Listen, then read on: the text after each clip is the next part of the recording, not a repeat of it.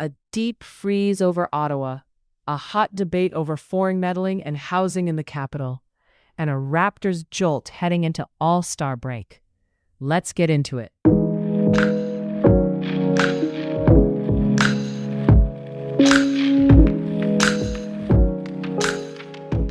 It's Saturday, February 7th. First, a quick check of Ottawa's weather. A high around minus 14 degrees Celsius, a low near minus 20 degrees Celsius tonight, and no snow expected. Winterlude rolls into its second weekend across Ottawa-Gatineau with ice sculptures, snow slides, live music, and free outdoor activities spread across Confederation Park, Jacques Cartier Park, the museums, and Sparks Street. In the Byward Market, Barbagazi turns the core into a high-energy winter arena. At the movies, 3 new R-rated releases hit theaters. Luc Besson's Dracula goes romance forward with bold visuals. The Strangers Chapter 3 keeps the scares, but not much else according to early reviews, though Madeleine Petsch is a standout. And Whistle, about teens discovering an ancient Aztec death whistle, is earning buzz as the surprise horror pick of the week. Winterlude runs through February 16th. Across the province, the cold is dangerous in spots.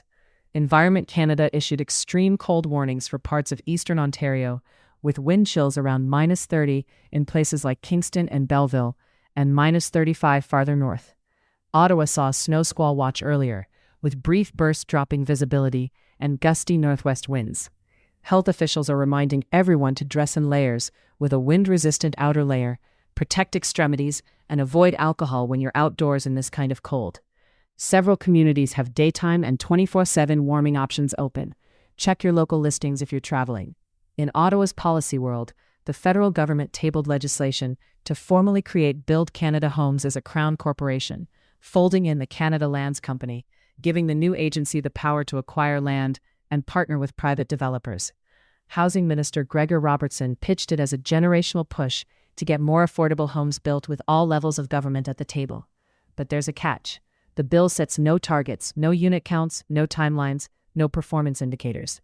Housing experts say without clear metrics for delivery, operating costs, and long-term maintenance, it will be hard to know if the program is working within a few years. For a city like Ottawa, where supply, affordability, and timelines are everything, the missing benchmarks matter as much as the new powers. On national security and Canada-U.S. relations, a CBC report is raising eyebrows. It details Trump administration officials meeting with Alberta separatist activists, acknowledged by the State Department as routine civil society engagement, with no commitments made. One activist claims at least one meeting happened inside a sensitive, compartmented information facility, a SCIF. Meanwhile, U.S. Treasury Secretary Scott Bessent suggested Alberta could hold a sovereignty referendum and said people there want sovereignty. Analysts warn this kind of overt engagement with separatists resembles tactics used by Russia to inflame divisions elsewhere, what they call a potential hybrid attack on Canada. Former Prime Minister Stephen Harper urged Liberals and Conservatives to present a united front against external threats from what he called an imperialist U.S. president and against domestic separatist pushes in Alberta and Quebec. Prime Minister Mark Carney praised Harper's record on national unity, noting separatist sentiment was lower during Harper's tenure. South of the border, Donald Trump has called for Republicans to take over election administration in multiple states, repeatedly alleging rigged elections in big cities, remarks his press secretary tried to soften, but which he then reiterated.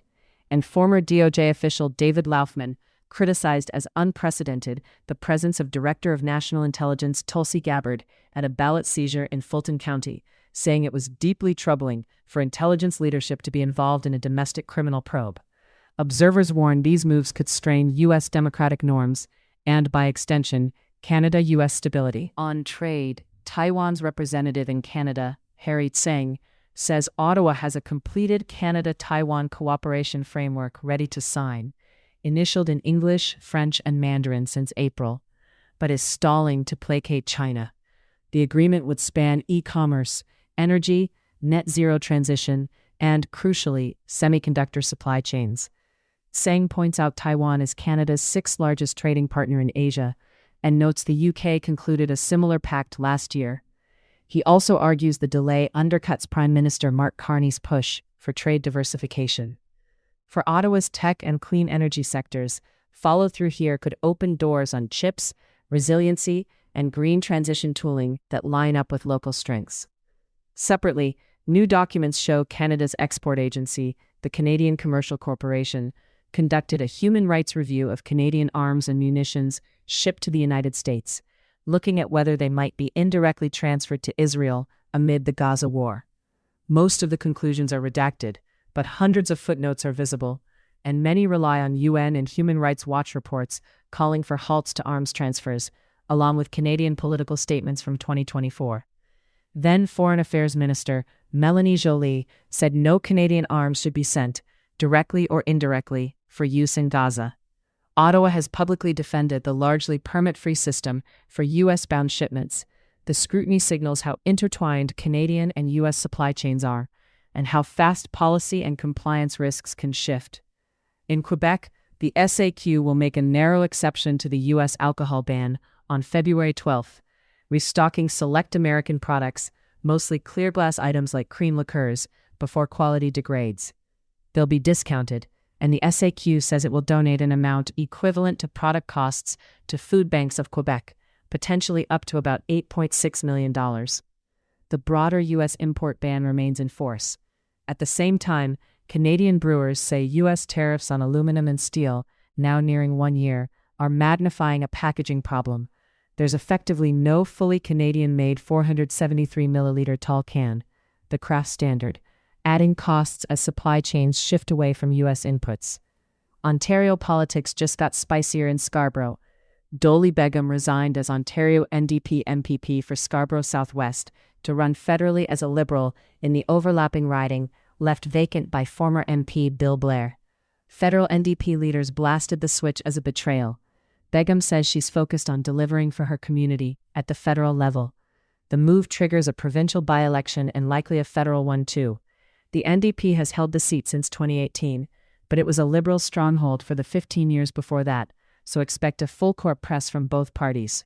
The Raptors looked revitalized after the trade deadline, topping a reworked guard-heavy Bulls squad and already surpassing last season's win total before All-Star Weekend.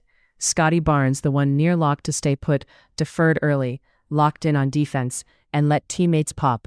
Brandon Ingram poured in 33 on efficient shooting, including 5 of 9 from deep. Mamu added 4 threes, and Toronto hit 41% from distance overall. Emmanuel quickly embraced the green light from 3 and made hustle plays that created extra possessions. With RJ out, rookie Jacoby Walter started, attacked the rim, and finished with 12 and 31 minutes, including a two-handed dunk in traffic. Down the road in Mississauga, Raptors 905 snapped a 4-game skid, thumping Grand Rapids 137-109 behind A.J. Lawson's 29 and David Roddy's all-around line. Before we go, a quick recap. Bundle up. Ottawa's bitterly cold today with no snow expected. Winterlude is in full swing. Parliament's big housing move needs clearer targets. Canada's juggling tough files on U.S. interference risks, arms export scrutiny, and Taiwan trade. And the Raptors are finding their groove at the right time. Stay warm out there. Enjoy the ice and lights, and we'll be back tomorrow.